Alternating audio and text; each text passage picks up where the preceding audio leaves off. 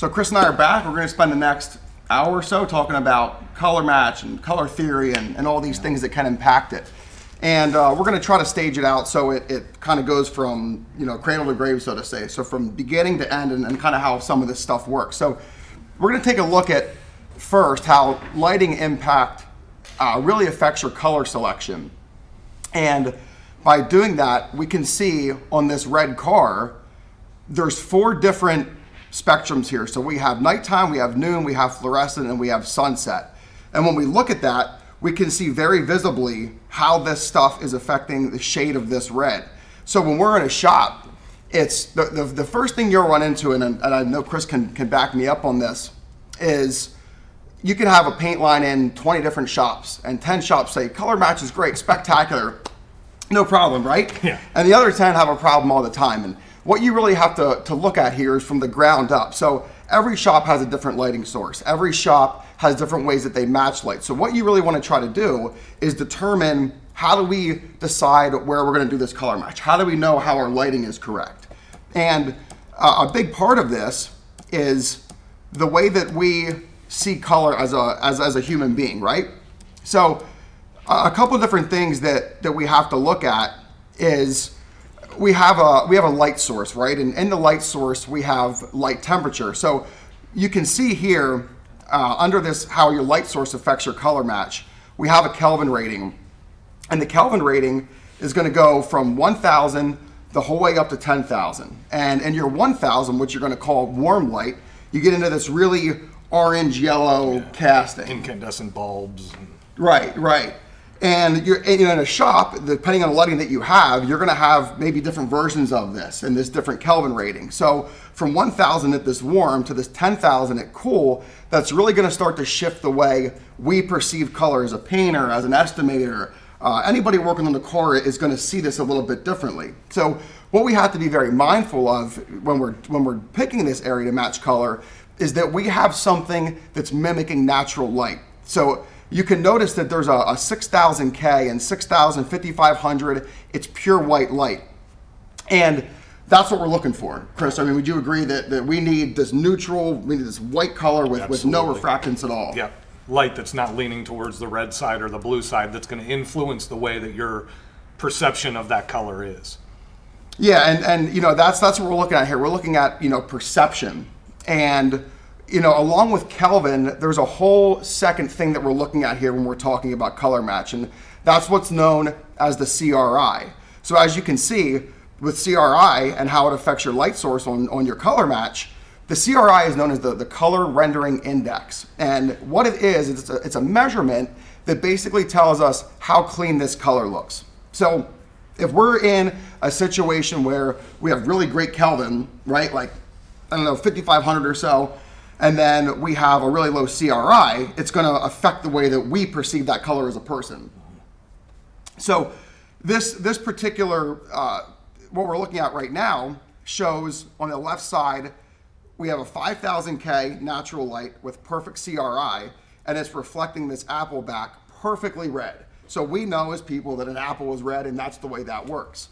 If we look at an artificial light source with 5,000 K, while the temperature is correct, it's got a low CRI. So what's happening is, depending on how low it is, it's now going to reflect us something else, orange or maybe a blue shade. In the bottom, you're going to notice the CRI on these apples. You have 70, 80, 90, and 97. So what we're looking for in this body shop environment, when we're talking about making a correct color match and making it so it's undetectable, we want 5,500 Kelvin, and we want a 95 or higher CRI. These are all important. So Chris, what are your, you've been in this business a long time, and the Kelvin and the CRI, it's something that doesn't really get talked about a lot, and there's a lot of value there in understanding it.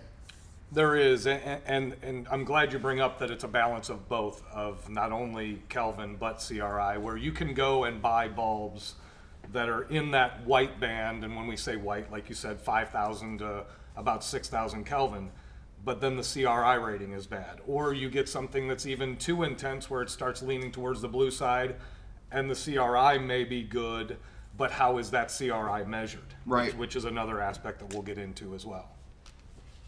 So this whole thing with color and perception and how we see it, it's really easy to trick the human eye. It's a simple thing to do. And us as a painter, as a color matcher, we're basically a magician. We have to figure out how do we get this thing close enough, and what tools do we use to really help analyze this and make this magical. So we have a yellow and blue swatch here that you can see, and the reason we do this is because they're so opposite. So when I pull up this gray double-sided arrow that you can see, right now looking at it, you see one color. Yeah. You see this gray arrow, and there's really not a whole lot of question about that. The moment that you put a line through it, now you see this color shift. So you have this perception that now on the left side, this arrow is bluer, and the right side, the arrow is more yellow.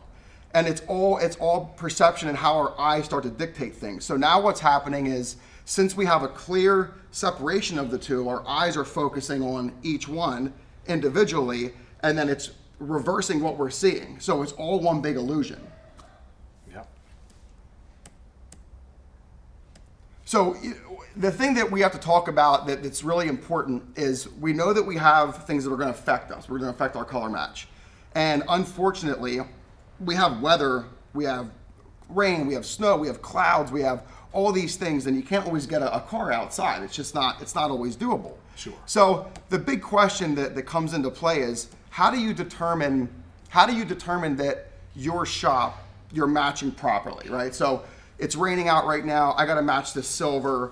I have to choose what steps, I have to pick a place to do this, so I can be repetitive every time I do a color match. Yeah, and just to put a finer point on that, outside in the sun, in natural daylight, is going to be like our number one goal of, this is the best location to be choosing which variant or which prime chip we're going to be spraying on this vehicle, or checking your spray out cards to it.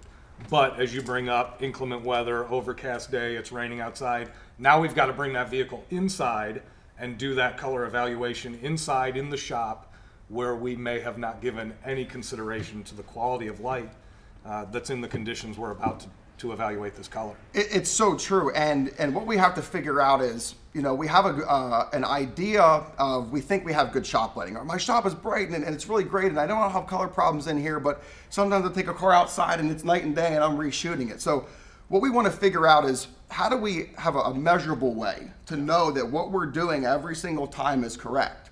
And we have a tool, and that tool, as you can see here, is called a Pantone D65 lighting indicator. And Chris, can you kind of, you're really well versed on these D65s and the lighting indicators. Can you kind of explain, the way these work and what the painter is looking for? Sure, and in fact, just to give you the condensed soup story on where these come from, I spent some time with a premium paint company prior to coming to SADA and Dan-Am, and we would do color submissions to OEM. So you're talking about two different people, and I'm creating a color for you, and you live in another state or another country, and I'm creating a whole series of a color. Maybe it's a new blue. So I'll spray out a half a dozen blue cards, and then I'm going to send those to you. And when you're looking at those colors to choose what's going to be on this next model year, I need to ensure some way that you're viewing the color that I expected you to view. So what we would do is, when we would do those spray out cards, we would actually take one of these, and I'm going to peel one off here, but it's a Pantone lighting indicator sticker, and we would put one of these on the panel. And what you're seeing here, not only in the slide that we've got up, but you can probably see this on this card here, is in light that does not contain the full spectrum of color from 400 to 700 nanometers, representing all of those colors throughout the spectrum, it appears to be two different colors. Right. And as soon as you introduce light to these stickers that is representative of D65, of what visible, or what normal natural daylight would be, it then disappears, as you'll see on really your next slide, which is where those two colors start to go away and that sticker becomes one color. And what it's doing is, it's such an easy visual indicator that when you walk into a shop or where you're doing color evaluation, I mean, this is not difficult to see, even if you were colorblind, that these are two different colors. Right, and that's exactly right. And so what we have to understand here is, do we know that where we're matching is a safe place to match? Yeah. And you'll hear your paint company all the time talk about, don't ever match in a booth, and they have some good reason for it. Reason A is because it's not good for cycle time, right? We can't match cars inside of a paint booth. It's just not reasonable. Reason 2 is that you don't really know where this D65 is or where your light source is unless you D65 it. So here's a really great example that we have up that shows a shop with booth lighting where they were under the impression they were at 5500 Kelvin and a 95 CRI. So it's very obvious in this particular photo that this shop isn't even in the realm. I mean, this booth cannot be color matched. But I bought these bulbs based on your recommendation of Right. 5500K and 95 and above. Exactly. CRI. So you look at, this is a booth example, and then we're going to go to the next example, which is, this is actually outside. So by me looking at this right now, I can kind of tell that this is probably a little bit later in the day. You don't have that pure, full, bright sunlight, and you're starting to get that warmer shift, and now you can kind of see a little bit of a color difference. So, it's one of those deals where outside is great, but like Chris had mentioned earlier, it's really important that it's outside and it's bright light. And if we can't get that bright light, we have to figure out how to simulate that inside.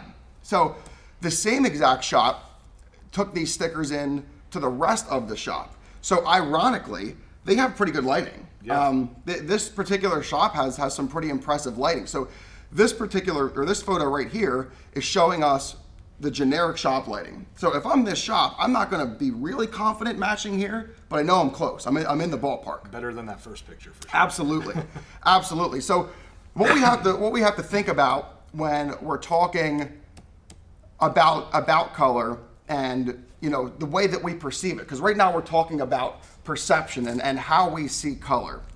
And there's a really great way to do this. And luckily with technology, you can see here, we're talking about taking the tests.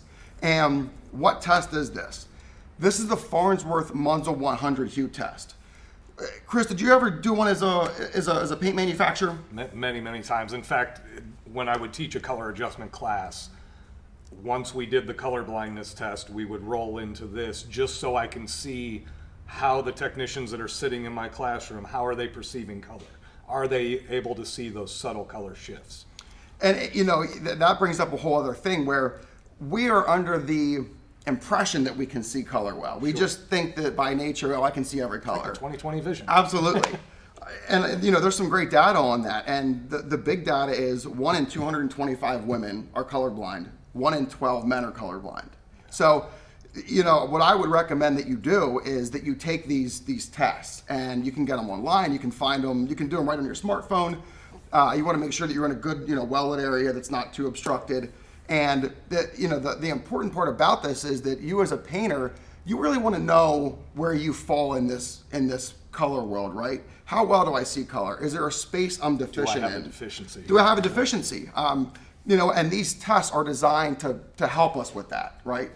So if we know that we aren't colorblind and we're able to, look at colors and we're confident that we can see color correctly, our red, blues, and our yellows and our greens and all these things, we have to really determine what tool is best for us inside the shop. So if we know that we're good on color and we know that the shop lighting isn't great because of D65, we have to really start to analyze where we're doing this color match process and what tools we're using to do this process, right? I mean, would you? Absolutely. So there's a lot of unknowns out there, and I feel like every 3 months somebody has the latest and greatest color match light, and this one's only $100. So there's a lot of data. Some of it's available, some of it's not so readily available. So if we look at this True Sun by SATA, if you remember, we talked earlier about the Kelvin rating and how that temperature affects. The Kelvin rating affects, are you warm? Are you cool? Am I going to go bluer? Am I going to go more yellow? We need that nice, crisp, white, clean color. And we know at 5500 Kelvin, we have that clean color. So the True Sun, Chris, tell us a little bit about the ratings on the True Sun. Yeah, so as far as its Kelvin rating, it's at 5600, and for that exact reason, that's why SATA targeted that that range of light or Kelvin is because it's within that white spectrum. Some color match lights, as they've come out, they do really lean towards either the red side, or the assumption is if I go really high in Kelvin, it's a much brighter light. I'm giving Right. you more light, so more must be better. In fact, it's not. The more starts shifting things over to the blue side. Right. So we really targeted that 5600 Kelvin, and the CRI rating, which is done on 14 bands of CRI, is 97. So I want to keep that 14. I want to really, focus on that because we're gonna get into that here very soon. So now we know kind of where the true sun falls, and obviously that's important for us because now we know about Kelvin, what we know about CRI. I know that I can go into my shop with a true sun, look at this, and be confident that my Kelvins and my CRIs are going to replicate exactly what I need. There's other light matching equipment out there, and some of like I had said earlier, some of this information you can get pretty easy. Some of it you can't get so easy. And if you kind of look here, I have some data up on the sun gun, and the interesting thing about it is it's got a great CRI. I believe the CRI is 99 on both settings, so that's a great CRI. The interesting thing about the sun gun is that I couldn't get a Kelvin rating. I can get a lumens rating, and when you're talking about lumens versus Kelvin, you're not really talking about the same thing. Kelvins is going to be your temperature of light, which is based on nature. Lumens is going to be your brightness or your intensity. So they don't really coincide, and you can't convert one to the other per se. Right. And it's not that there's anything wrong with a sun gun, but if you are in doubt or you think the bulb might be old or maybe the battery life is not so great, the easiest way to know is D65. Sure. If you're questioning the light source or the light that you bought, you absolutely want to double check with D65. So with that being said, there is some really interesting stuff here when we're talking about the scan grip. And I remember when these came out, and $150, man, what a great option, and a lot of people bought them. Before we really started learning a lot about some of these things and seeing some of these things, we didn't really know, it's like we don't really know, does it work, does it not work? I think sometimes it does, but sometimes it maybe doesn't do so well for me. And if you look at the data on this scan grip, you're gonna see something here we're gonna talk about two ways to look at this. So what you're looking at right now is the scan grip. And there's a picture up of the tool, which pretty much everybody knows how to recognize it. But you're gonna see two interesting things. You're gonna see it's got a Kelvin rating of 25 to 6,500.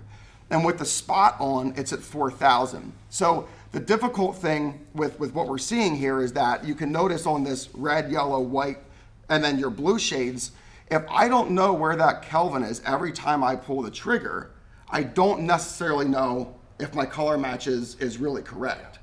So that's one portion of this, and that's an important part because we know the Kelvin has to be good. The other part is talking about CRI, and ScanGrip advertises something called CRI Plus. There really isn't such thing as CRI Plus. We have, CRI is rated from R1 the whole way up to R8, and that's your standard CRI ratings. Yeah. There's something called extended CRI, and the extended CRI is going to take you from R9 to R14. And the idea here is that you have a standard. So you have a standard for R9, which is your red. You have a standard for your blue. There's a standard that justifies or verifies if you have the correct CRI. Interestingly enough, if you have a low average, how do you boost the average up? You add an extra rating. So there is actually something called R15, and there is a 15th R value.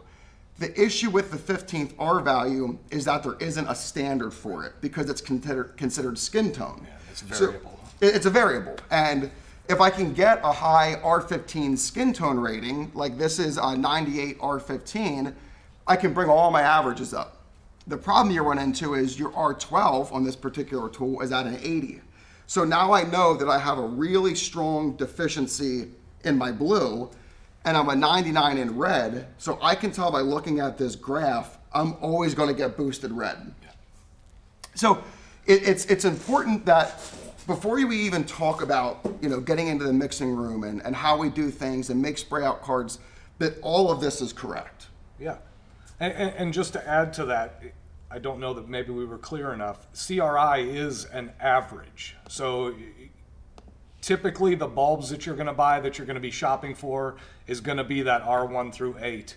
Color match lights or light bulbs from companies like Macbeth, where their job is dealing with color reproduction with light, you're going to start getting up through that R1 through 14, which is where our light is evaluated at as well. And understand that is an average. So the higher that number is, the better that overall average of representing every one of those bands of color.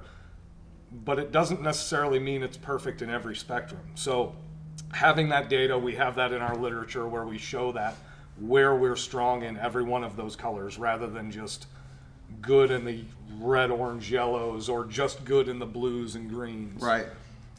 Yeah, it's important that we really understand this light source, because I just know how critical this is. And the paint manufacturers do a really great job, and they have a tough job to do. There's so many variances and so many new colors coming out every single day. And back when I got in this and you got in this, there was, if Chrysler had 3 silvers, it was easy. Now Chrysler has 100 silvers, and all those variances come into play. So the thing that you have to really think about here, moving away from the light source and under the assumption that we determine that our light source is good. So we pick the spot in the shop, and we have something like the True Sun that's going to give us this correct color every single time.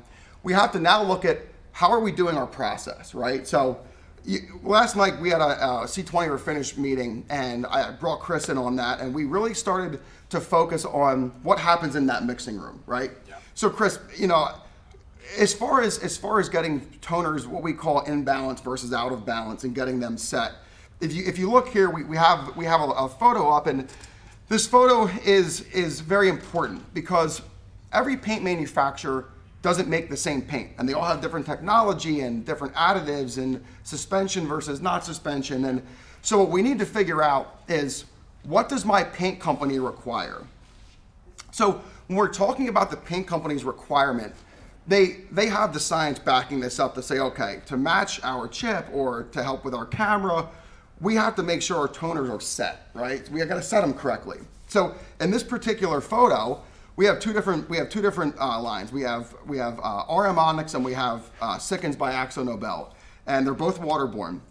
Now with the Onyx, to get my toner set, I have to do a 15-minute agitation, and that's a very critical 15 minutes before I put that live with a lid, because now I know my pearls and my metallics and my micas are all into full suspension. So now when I'm on agitation every day, 3 or 4 times a day, I'm keeping that toner in balance where it needs to be. With the Auto Wave, just as another example, and this isn't picking on anybody, it's just showing the differences, they don't require that shaking. And you brought up a really great point last night. Something that comes up very frequently is, I shook her for 15 minutes, or maybe I shook her for 12, or I lost track. The first thing somebody wants to do is pop the lid, put a stick in the bottom. Now we got clumps. The toner's off balance. So maybe, talk a little bit about what your thoughts are on backups, because I think that is very valuable. So, and first off, every paint company with the technology that you're shooting, it's going to have a best practices. So a mixing room best practices for those toners. Do they require 15 minutes or 5 minutes on a shaker? Then once you're done with the shaker, do you need to plug it with the dosing lid that has the mechanical agitator? Following those as well. Something that I used to teach people with, solvent-borne lines or lines that do have a tendency to settle out, is I would take my backups and store them upside down.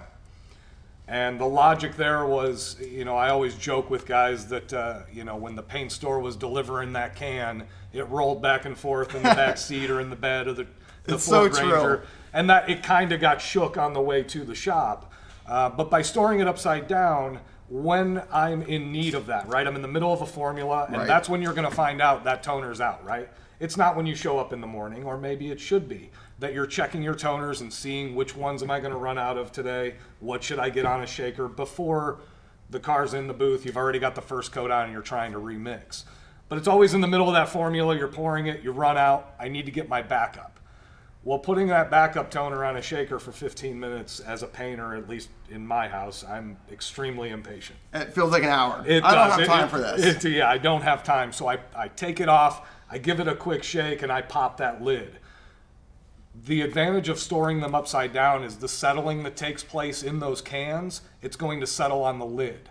So you put it on the shaker, you shortcut it, you pull that off, you pop that lid, you're going to see pigment settled on that lid. And rather than putting the stick in the bottom and scooping up those chunks of the settle, it's going to force you to put that lid back on and have a little bit of patience and put it on the shaker. I just love that visual indicator, and it's something that, you know, as long as I've been in this business, nobody ever even told me that. And I just think how great that is, because you get some of these super coarse metallics, and you know, the thing about, you're talking about toners, is it could have been at the manufacturer plant for 6 months, and then it was at your jobber for 3 months. Now you got something 9 months old, and you have a caked up thick bottom of flake. That might take more than 15 minutes to get in suspension. So that visual indicator, you know, on the back of that lid is fantastic. So the thing that is so important when we're talking about this is it can really be detrimental to your paint shop. And we have something you can look at here, and this photo is a great indicator and a great visual of what you see in an off-balance mixing bank. So we have 2 photos up here, and the backstory of this is I had a shop, and this shop was always great. The camera worked good, and their chips always matched, and all of a sudden they started having problems, right? And it's like you go through all the stuff, the work you can do to figure it out. And the last thing you want to see is this. This is not the thing you want to see. So if you notice, these two, what we're looking at here, this is how you check opacity of a toner or toner consistency. You take 2 pieces of plexiglass, you take a drop off of what you feel is a compromised bank, and a drop off of what you know is a good bank. You squeeze it between the 2 plexiglass, and what you're looking for is consistency. So in this example, we can tell that this orange toner on the left, where the arrow is pointing, it is so far opaque that 1 gram of that versus 1 gram of the correct is it's way different colors now. And you can't recover from that. The one on the right looks a little bit closer, but it's probably in suspension to some extent, but it's not near transparent enough. And unfortunately, in a situation like this, it is almost impossible to track down which toners are actually bad. So unfortunately, this was a full toner replacement. And that's not a cheap endeavor. Not at all. And to add to that, you know, shaking something or having that patience to let it get fully into suspension, you're dealing with not only a color formula, right? So we'll call that a recipe. There's also a formula that goes into that toner to create that toner. And if you're not giving it that full suspension, that full agitation, and you're just like, you know what, I got to get it. It's a very little bit that's in this formula. Throw in the couple grams, couple parts. No problem, this car got out the door. But what happens to that formula that requires a larger portion of that? Right. You've taken that can, that toner, poured off an imbalanced amount of it, and now every color that I mix afterwards with that toner, it's off strength. Right. It's no longer going to be giving me that reproducibility and that consistency that I need. Now you do that with one, that's one thing. But you've got this mixing bank of, you know, somewhere between 55 and 65 toners. Right. And over time you start throwing things off. How many times have you got to the bottom of a toner and you go to replace it, and there's all that settle and that hard that's on the agitation paddle? Yeah, and the unfortunate part about that is, you know, through the life of that toner, you may have made 40 or 50 colors that you documented with a spray out. Yeah. And sadly, those spray out cards you made are pretty much null and void, because the inconsistency of the toner put way too much shift in the color. Absolutely. And there's just no recovering from that. So, Chris, I know that, you know, the technology there, and I think it's really been coming out. The chips have been great for the paint manufacturers, and they've done a really good job at getting variances out there and really making a case for, you know, use your chips and check your cards and all that stuff. The way color is going now, the way that the manufacturers are designing color, the way that the paint manufacturers have to replicate those colors, there's a lot of technology in there. There's a lot of toners in there. And the thing that we really have to focus on now as painters is, what are we actually doing to this panel to know that we can verify this color, right? Because if the 2014 Ultima comes in and it's charcoal or it's silver or it's white. I wipe it off real quick. I go grab my variance chips. Oh, none of these match. This is no good. Now I'm gonna start the tinning process, and I might spend a day on this depending on how off it is. The thing we have to look at, and this is a great visual indicator you can see here. This is a charcoal colored fender, and if I was in a shop looking at this, looking at what I'm seeing right here, you can see a very definitive line of this very high gloss, clean, fresh looking color. And on my right, I have this very dull, drab blue shade. So if I'm gonna spend all my effort matching to the right side, when the car is actually the color of the left side, we have a problem. You're matching to a weathered clear coat that's affecting the actual undercolor. Absolutely. So what we have to think about here before we even really, match the car, we have to get the car correct, right? We have to make sure that we spend 10 minutes or so and, really do a great job at detailing a larger portion of it, so we have something to look at. Yeah. So when you were with the paint company you were with, and you would go into a shop and you would see a guy matching the color, how often would you go in and you would see them matching something that was weathered or? Yeah. Far too often.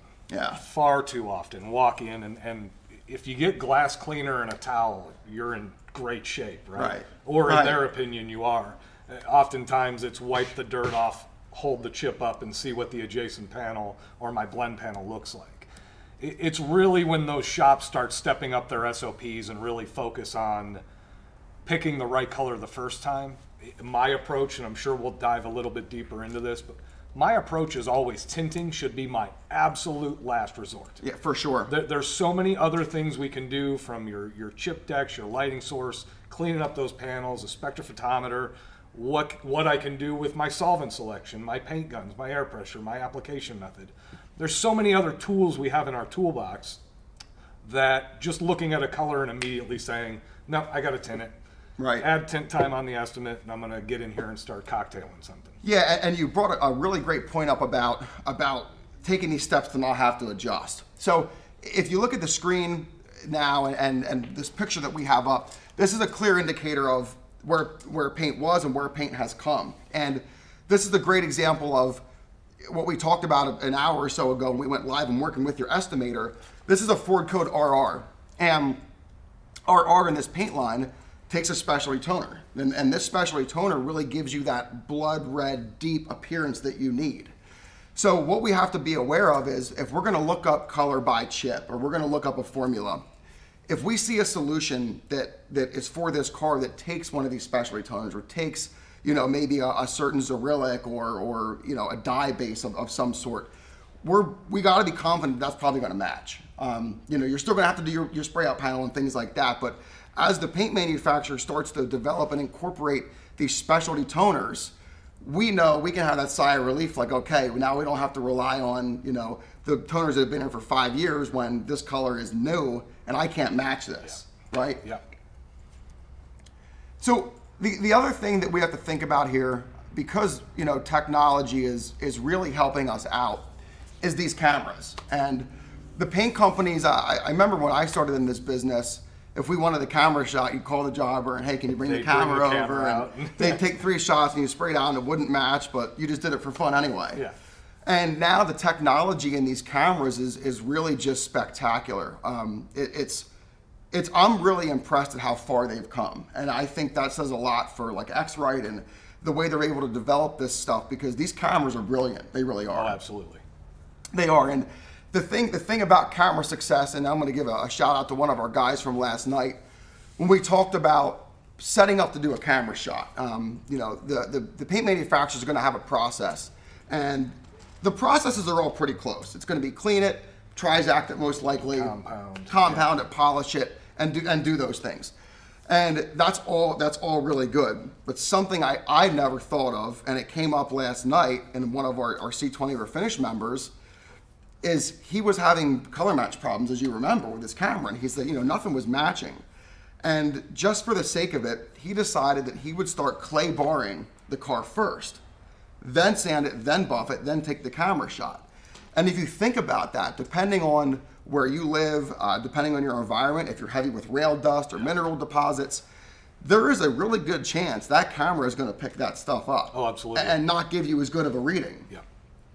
So when you were back in the shop, or when you were out there doing your trainings and stuff, were you using the camera much back then? Here and there, and truly, when I was a trainer from 2000 to 2007, it was still those days of call the jobber. They'd walk in with the suitcase and take the picture. Right. There were the recommendations, but it really wasn't getting to the shop level at that point.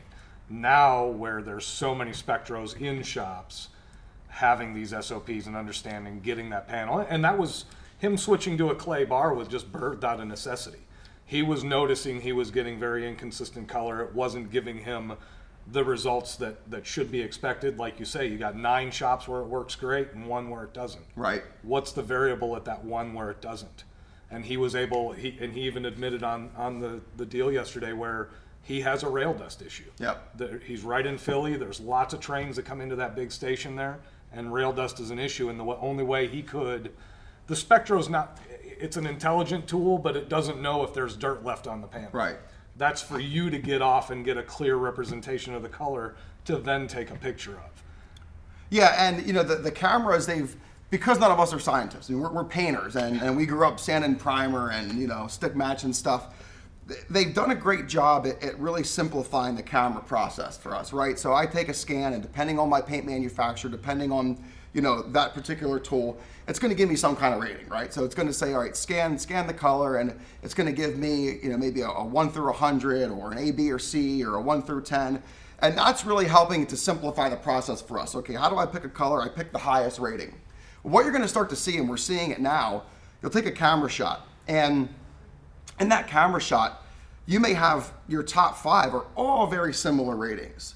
But then when you look at the formulations, they're a little bit different. And it's like, well, now how do I do this? Am I going to make 5 spray outs? I mean, what's the answer here? Sure. And while they all don't have it, many of the paint companies within their camera software, they're able to provide you with the spectral curve data. And if you look at the screen up that we have right now, I love this a lot. I love this photo because it's a great reference point to what spectral curve is. And I think that if you're a painter and you hear things about spectral curve and nanometers and wavelengths, it sounds really complicated, right? Like, oh no, there's no way I can do this. Just want to pull a trigger.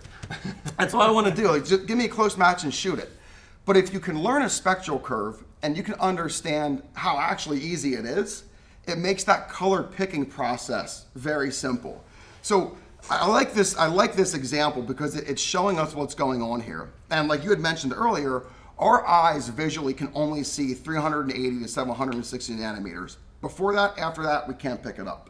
So this is a curve showing the color of spinach. And it's funny, but we all know that spinach is green, unless you have a blue-green deficiency, and maybe you don't. But you can tell where the arrow is pointing that it's peaking out at 550 nanometers. And that's telling us that it's peaked out at 550, and I'm seeing all green. There's no question that this is green. Before that and after that are leaving our reference point, so we can't even pick the other colors up. The great part about learning a spectral curve is when you start to read them, and you can use this picture on the left that's showing red, orange, yellow, green, cyan, blue, and violet. They're showing you where that rating falls. So 500 to 565 is green. It's on the tail end of cyan and the beginning end of yellow. So I'm able to look at my camera shot. Okay, this is what the spectral curve told me it was. I can look at what it thinks it needs to be or where it's trying to take it, and I can tint a color off the spectral curve by using my wavelengths and what I know about the nanometer reading and make a quick adjustment. So we had talked last night, Chris, about I'm going to refer to it as wet matching, right? Because in a shop we wet match. The thing about cameras is a camera isn't a human being, so it's not going to wet match something. It's basing it off of an algorithm, right? Yeah. So while the spectral curve to us is simple, there's even more behind the spectral curve, right? I mean, there's things happening behind the scenes there, but the spectral curve is our reference to know, okay, is this color red, blue, or green? And then where is it tight? Where is it not tight? Do I need a little bit more yellow? Do I need a little bit more red? And all those things are factoring in, right? So when you talk about the algorithms and the way that the camera is going to see colors, the thing that you really have to factor in, and this is by no means telling you how to paint a car, because your paint manufacturer knows how to do that. The thing about a camera is smart, and the camera knows how to read a color, but the camera's not a painter, and it doesn't know application, right? Yeah. So what we have to really think about here is if you had really great results with a camera, or you got a camera and it maybe doesn't work as well as you think it's supposed to, a lot of times you have to almost shift your application thought process, right? Because I got to make me work a little bit with the camera the way this camera's trying to work. So the camera can then work. So it can work for me. And you know, when you talk about some of these things with the camera, the technology is only as good as we're able to open our minds to it, right? And now with these cameras, you'll hear the paint companies say, you know, as you use it, it gets smarter, it gets smarter, it gets smarter. Well, how's that possible? They're all tied into a network. It's building a database. It's building a database. So it's building an internal database, and it's also, in most situations now, it's reaching out into the webs. Yeah. So as we're mixing colors and we're seeing them hit, they're registering. So it gives you, across the nation, across the country, a lot more options because everybody is coinciding with each other. Yeah. So, you know, I think that you talk about the prep work, you talk about the light source, you know, you're talking about, you know, making the camera work and things like that. You did a spectacular video with your old paint company about ground coats, and I you know, if you could maybe let's talk about ground coats a little bit, Sure. and where they used to be, where they're going now, and maybe some thoughts on that. Well, and there's been a drastic shift in thinking from not even that long ago, where the perception from a painter is, and even the paint companies to a certain point, was color should be sprayed to hiding. Right.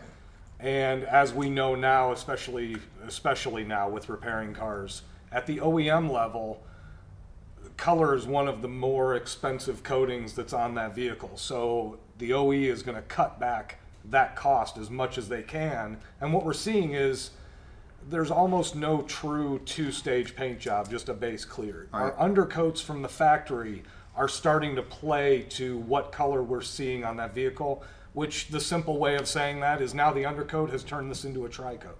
So almost every color that we're dealing with is a tri-coat, because the color layer does have a certain level of transparency. So our undercoats and our shade that we're putting under a color has become as critical as the variant or the chip that we choose to put on the car and to blend. It's so true, and I think that the mindset way back, I mean, you're like early 2000s with all the different solvents. If you had a yellow paint, it's, you know, put white under it, and that was the solution. And unfortunately now it's not that simple. And there's a really great example you can see here where this is literally GM Velocity Yellow, and I think this is a great color to look at that explains exactly what you just said.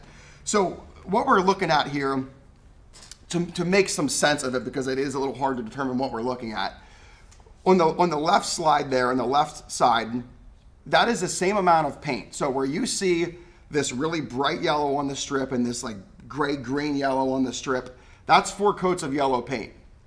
The one that you're looking at that is sitting over top of is the same 4 coats of paint, but it's over the correct L shade, or the correct ground color. If you look at the photo to the right, and if you would see this live in person, it's even more dramatic.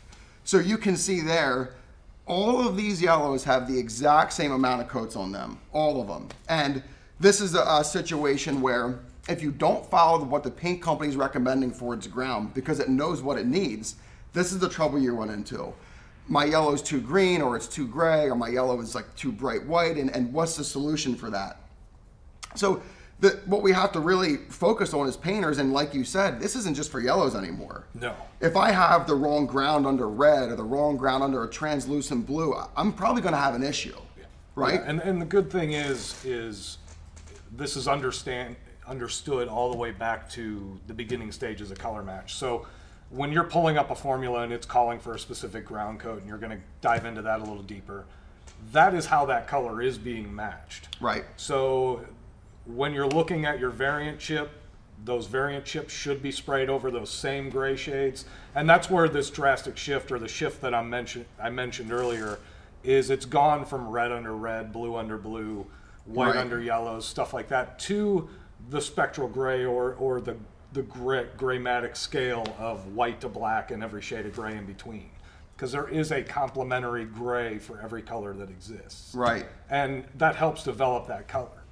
So yeah, and you're talking about these gray shades, and I think that there's a big illusion here, right? I mean, there is just a huge illusion when we're talking about color. And if you can look at the photos we have up here, and the arrows are pointing left is top of the color is over top of itself, so it's the exact same color over top of itself. Versus the card on the right is the exact same color, but it's beside itself and it's got a dividing line. So you notice right away, as a painter, if someone showed you this, you would say there's no way it's the same color. Right. Because once I go three-dimensional, now I'm seeing something that isn't actually there. So I have to get parallel, and I gotta match these guys up at the exact same dimension. I can't have one over top of the other, right? That's all important stuff. So you run into a question, and I think this happens all the time with all the paint companies. I don't know of a paint company it doesn't happen to, where customer calls and says, these chips don't match. Now, you could have a compromised bank. I'm not going to argue that. You could have a technique problem or a drying problem. These things are all factors. But one of the biggest factors is how we're looking at that, right? So how do we determine it does or does not match the chip? I think that this photo you can see here, it does a spectacular job of explaining how this illusion happens. So on the left, we have a chip that was sprayed to the formulation. And you would be 100% confident saying that there's not a chance that that matches. So I can tell you that both of these photos are done under a true sun, so we know Kelvin's right, we know CRI's right, we have clean white light. I don't have some weird red shift or anything. Not throwing something off. Right, there's not a light source issue here. If I look on the right, all I did was put it next to itself with a line down the middle. And now I have this visual that it actually does match. Yep. This goes right back to the gray arrow that you had going through the yellow and the blue. What's happening, and when you're overlaying those chips, is you're creating an optical illusion for your eye, and it is tricking you into thinking that's not the right chip. Right. And to be honest, how many of us actually thought it was important to train somebody on how to use a variant chip? Right. Right? It was, here's your box, there's the chips. When you look up the formula, it'll tell you which deck it's in. And that's about where it ended. Right. And there's guys that lay it over, there's guys that do it on the edge. Some people are very analytical and they've figured this out over time. But if you take anything away from today, just understanding how you should be evaluating color from a light aspect as well as proper use of a chip, a lot of your problems can go away. Absolutely, and the thing is I think you hit the nail on the head there, and I'm just going to throw back in, that toner compromising issue, because that's a culprit, and it's one of those things where sometimes we're in a rush or we think it's not that big of a deal. I have a $500 toner I didn't put into suspension. That's a tough conversation to have. We're talking about these grounds a little bit, and the yellow is a great example of grounds, and I think the yellow does the best because when you don't get the right ground shade, it's always going to have a green gray, or it's going to get a blue hue to it. But like you had said, there's more than yellows with this. We have reds and blues. So if you look at this photo, this is a spectacular example of the paint company knowing what it needs, right? The paint company, when they developed this color, it knew what it needs. So on the left, you can see this. You have any idea what the code that is? The blue I don't. The red video I did, that was 3R3. 3R3, okay, so well known. So this red fender is also 3R3. So if you look on the left, I mean, it's all the same amount of paint, right? The coverage is the coverage. However, by the time I got enough paint on there to make that match, I'm way beyond my mill rating. Sure. It's never probably going to dry, most likely. And not only that, but I wasted 10 times the amount of color I needed. So that ground coat is just critical. And the check hiding stickers, I think there is some value to them to some extent, but they don't help with perceived hiding, right? I mean, perceived hiding is different than coverage. They're not the same conversation. When we're talking about some of these grounds, there is the technology now, and Chris and I, he kind of made fun of me last night, but that's cool. We have technology in our pocket that we can use every single day. And this is something that I learned probably 8 or 9 years ago. And Chris's joke was, before we had smartphones, guys that got in this business before that, we had a different way to do this. So what I want to kind of explain here is you can look at this photo that's up right now, and it's going to show you something really cool. This is a red color, right? And in the event my manufacturer, my paint company isn't telling me what ground I need, you have the solution right in your pocket. You take a photo of the spray out, and then you do a black and white conversion.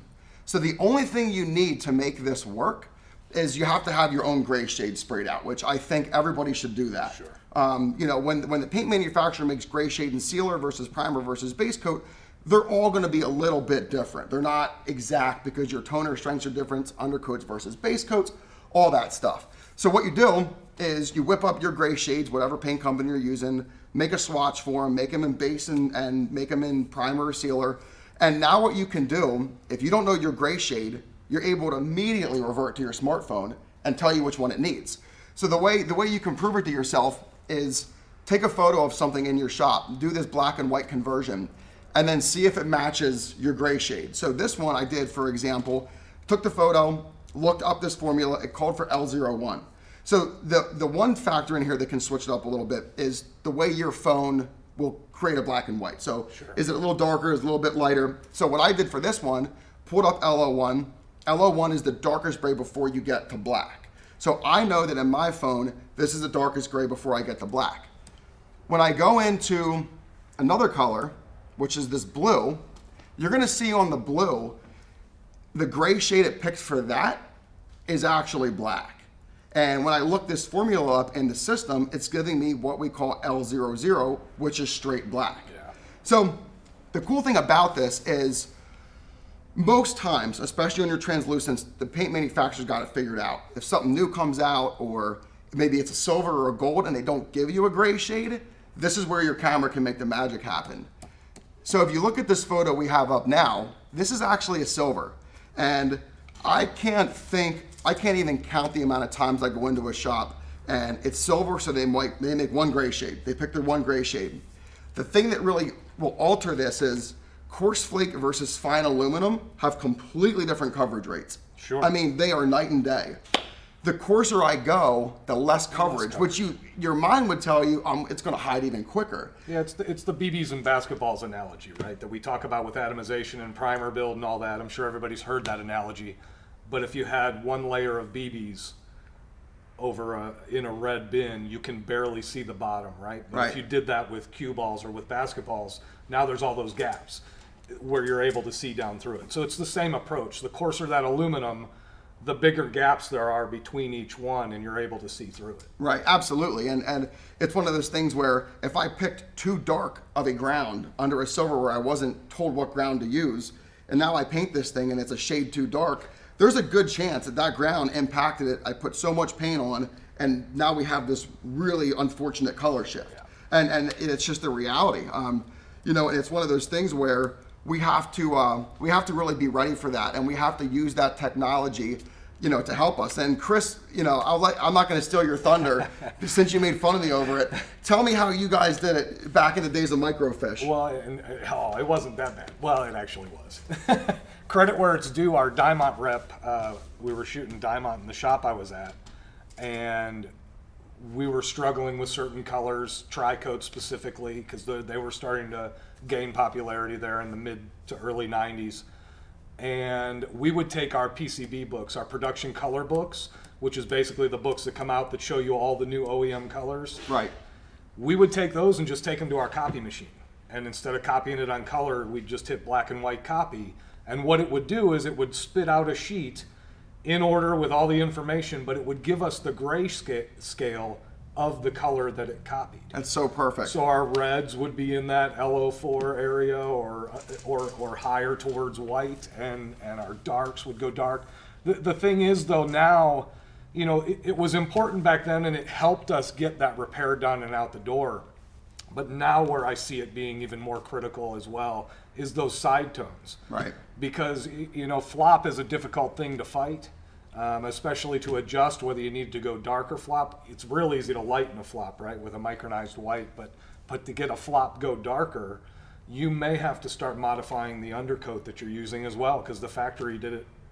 Hell, there was Ford Escape It was either an Escape or an Edge that came out that was a blue, and it had like a red oxide undercoat from the factory.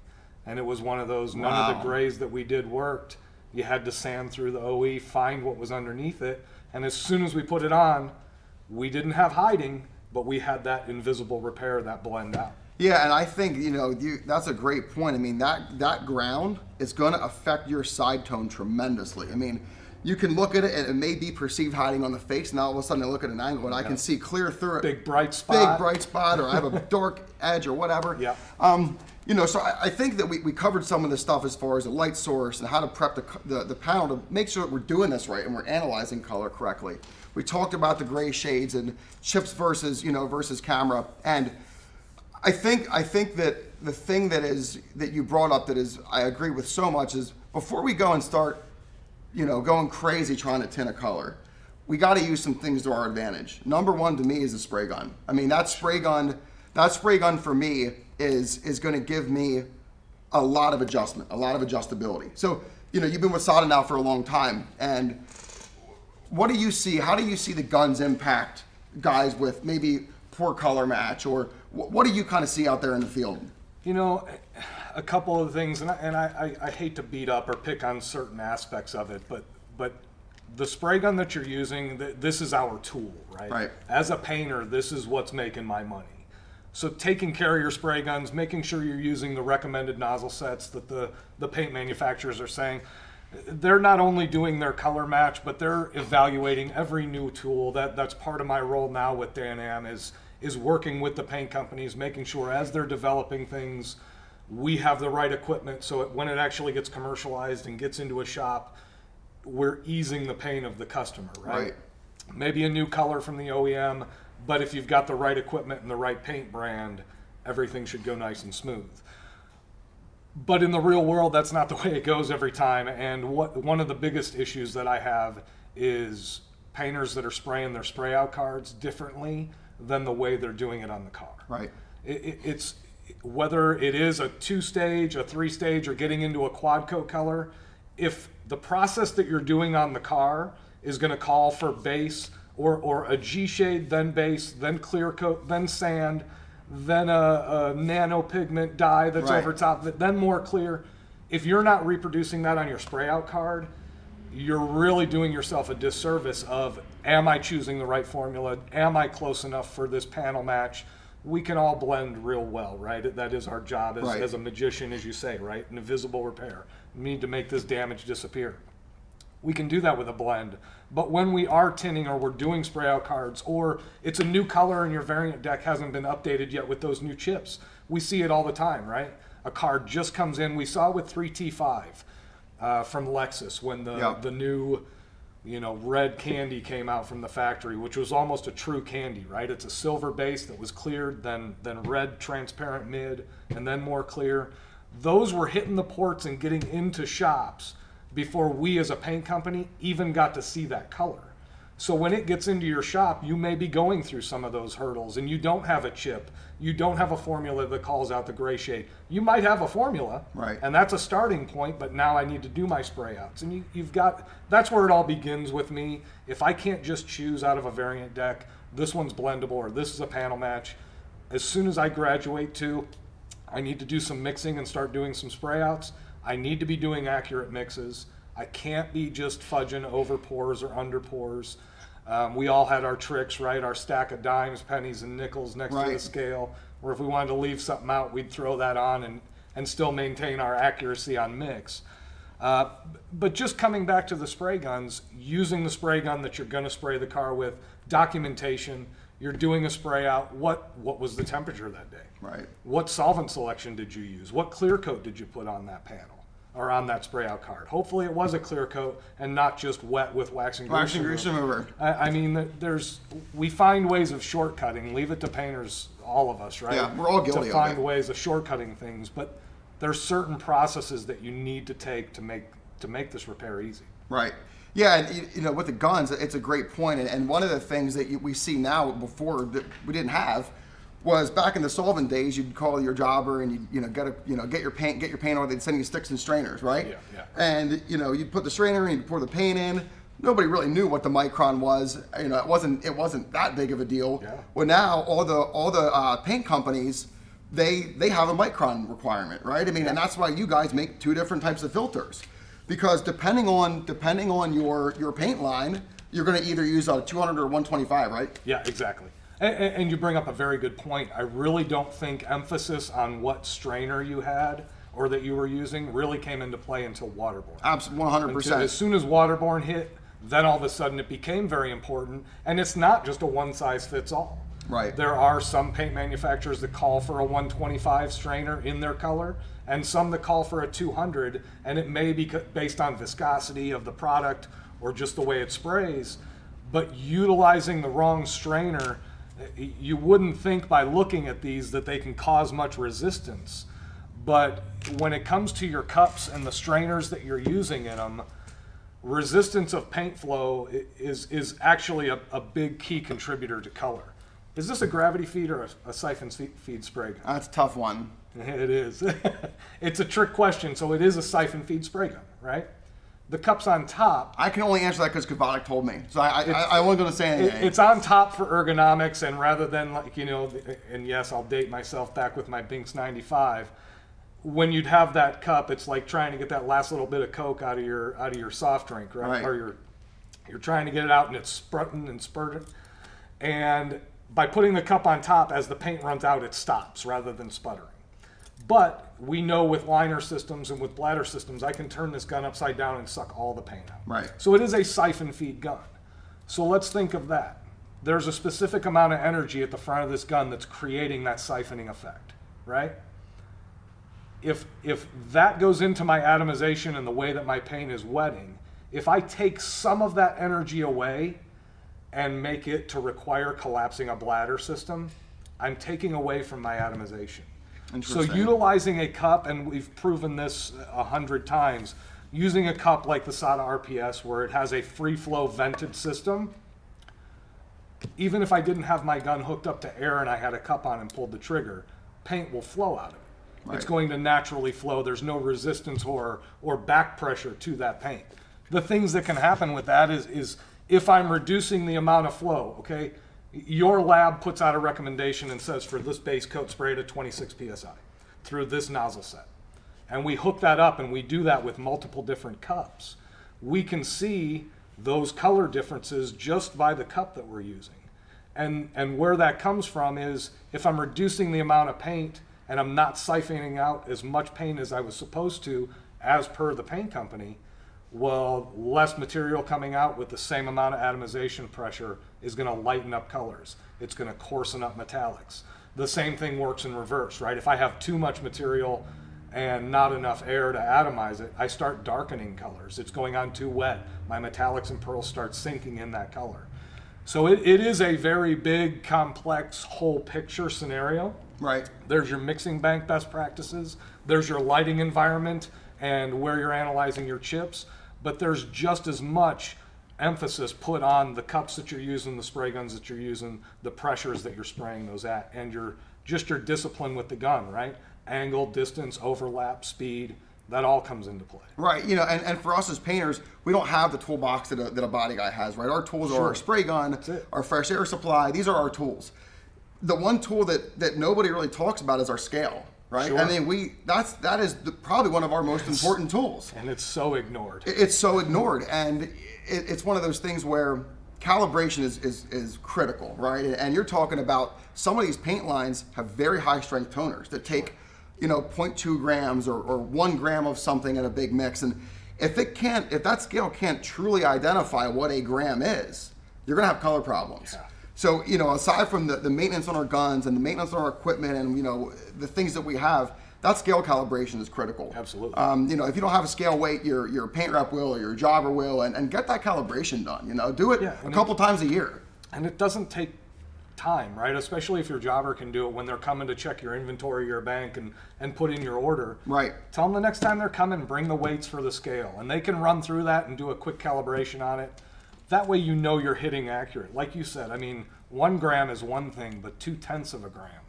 We're really starting to deal with very, very fine, small increments in our mixes. And accuracy on the scale, it's it's unfortunately ignored. It is, mixed accuracy and scale calibration are important. Chris was talking about guns and equipment and these types of things. So if you look at this photo that we have up, I intentionally did not want to use something that was blatantly obvious. Like, I could take a silver and make this incredible color shift and it just looks manipulated.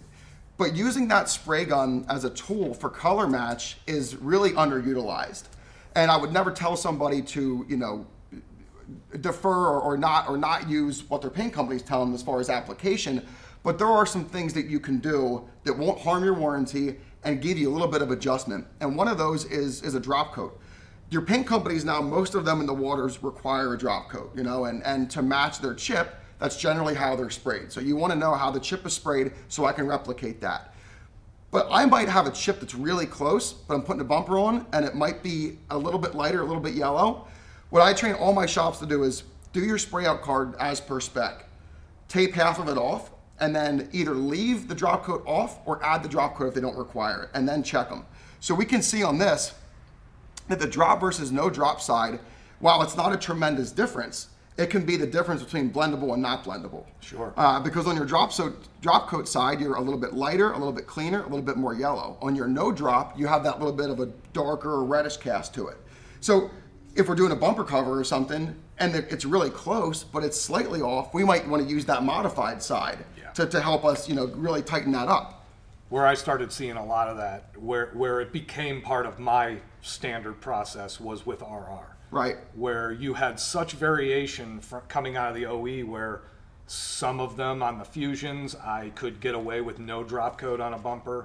And if I did do a drop coat, all of a sudden the sparkle and reflection off my bumper was too much. Right. So doing both, it's not going to kill you. You got to get it dry and mask off quick, do your drop coat on the other side of the panel. But now you're able to even better evaluate that vehicle, because there are going to be some that just don't require a drop coat, when all day, every day, the paint manufacturer is teaching you, this is how our system works. It takes a drop coat. I understand. And that's correct, because that they're basing it on how they match the color. Absolutely. But we have variations, right? So how do we alleviate ourselves a little bit with not a lot of effort? And that's one of them. And I wanted to show here what this difference is like. So if you look at this photo that's up now, it's an obvious comparison that you have the drop coat versus the spray to spec side, and it's only a little bit off. And that's what we're looking for sometimes. It's not maybe a drastic, I got to get it way more red or way more green. I just need to be a little bit X. Yeah. And many times that can do that. So when you do these spray out cards that you do on every car you paint, tape half off, do drop coat or no drop coat, clear it, right in the back, drop or no drop, document this thing. And when that car comes back in, or a different car comes back in with that code, there's a chance that you got something to work with there. Yeah, and doing that, as well as knowing how you can affect things. If it does have a series of solvents, solvent evaporation rate can change colors, so knowing how that's going to affect it. Same thing with the spray guns. If you can manipulate things in your spray out with pressures or distance and the way that you're spraying that color, you're just building a stronger library. Right. But it really comes down to documentation, guys. I'm terrible. I'm constantly walking around with a Sharpie in my pocket because there's a note I need to make somewhere about something that I just did, so that 3 months from now when I see that same color and nothing seems to be working, but I have this spray out card, if I have a spray out card that just dead nuts matches it, but I don't have any information on the back of it, right, I'm really starting from zero. Doesn't do much good. Yeah, exactly. And we had talked earlier about how we look at color and color chips and things like that, and we talked about how to manipulate, just how to manipulate that spray out that you do. So one thing that I think you said that was very smart, a little while back, is that we don't ever really intensively train somebody how to look at a chip, right? And if you look at the picture we have up right now, it's showing you two really important things. Number one is it's showing you how to look at the face and flap. So I'm straight on and I'm at an angle. And the other thing it's showing me is how not to look at a chip. So if we think back on how tremendous the difference was on the yellow, it'll happen to every color. So on this silver, I go from having something that is a spectacular match to what now appears to be a poor match. And that's where we fight ourselves. So this goes from getting it in the booth to tinning just like that, right? And it's one of those things where when you're looking at a chip, I love the two people method. And one of the reasons why, and you go back to that yellow and blue picture we had up earlier, the surrounding environment can drastically alter what you're seeing. And you take a Pro White, for example, and let's just say I'm wearing a yellow or a red shirt, and I get on top of that chip, and I hit it with light, and it reflects back to me, it's gonna take the red back to the chip. So I'm not really seeing what I'm thinking I'm seeing. The two people method is great because one person can hold it up, the other person can hold their true sun straight back and look at it without my body or my clothing or anything in the way. If you have a blue building and you're matching outside and you got a blue wall behind you, that can harm you too. Yeah. So your environment is really critical. So if you know Kelvin, if you know CRI, if you have a great spot, but all of a sudden you have two cars side by side and one's yellow and one's blue, you can tell by the arrow from earlier that will dramatically change what you're seeing. Yep. So I think that, you know, when you're talking about color, when you're talking about color match and how we see color and the things that will affect us, cars now versus cars from the year 2000, the body lines on them, the way, you know, the things just shift so much. You look at these new Challengers. I think that's one of my favorite examples. If you look at that car from the rear 3/4, every painter in the world would say that quarter doesn't match that door. The door, yeah. And it's solely based on a bend. When you think about a bend, the bend isn't just for a Challenger. It's for anything that's got contour. So if you look at the photo that we have up now, I love this example, and all the stuff that we have up today that you're looking at, you can replicate it in your shop. I mean, this isn't complicated. And this is great because it's a very basic, generic silver. It's nothing special. I think it's PS2. And all you do is you put a bend in it. And my favorite way to think about this is a trunk. So the left side is the flat trunk, the right side is where it's bending down, and I am sure that's two different colors. It's not. It's all about how we look at it. And when you talk about looking at these color chips and our spray outs or whatever we're making, it's important that where we're painting the car, we're matching not only correctly with a gap, but we're using a contour because that can shift it. If I have a fender that's going up to a convex bumper, I have a metallic that's either going to bend this way or that way. Yeah. That alters what I'm seeing. So you really want to look at more than just, okay, hold the chip up. Think about the shape of the panel. Think about, you know, what part of the car you're painting. All these things matter, Oh, right? sure. How many times is the rear bumper off the vehicle and you're taking the chip and you're putting it at that bottom edge of the quarter and it's just a flat chip to a flat quarter. You're trying to get it on the right angle, but then the way that bumper goes on when it snaps in on the side, it does make it either convex or concave. Right. That really needs to come into consideration on how that panel is going to meet the adjacent panel or the panel that you're not blending. Yeah, for sure. You know, and just one more thing on these color chips, because looking over at your air over there, it made me think about it. One of the things that can ruin a color match real quick is I see a guy spraying water and he's got a Sada, puts a coat on, puts the gun sideways. The thing about that is the way you're drying, not only the way you're drying, but what that paint requires for drying. And if you look in some of these different manufacturers of paint, they'll tell you, put a medium wet coat on, put your air movers on, flash till matte, get coverage, do your drop coat, but don't force dry the drop coat. The reason they're telling you not to force dry the drop coat is they don't want to stand that flake up. Yeah. It needs time to relax.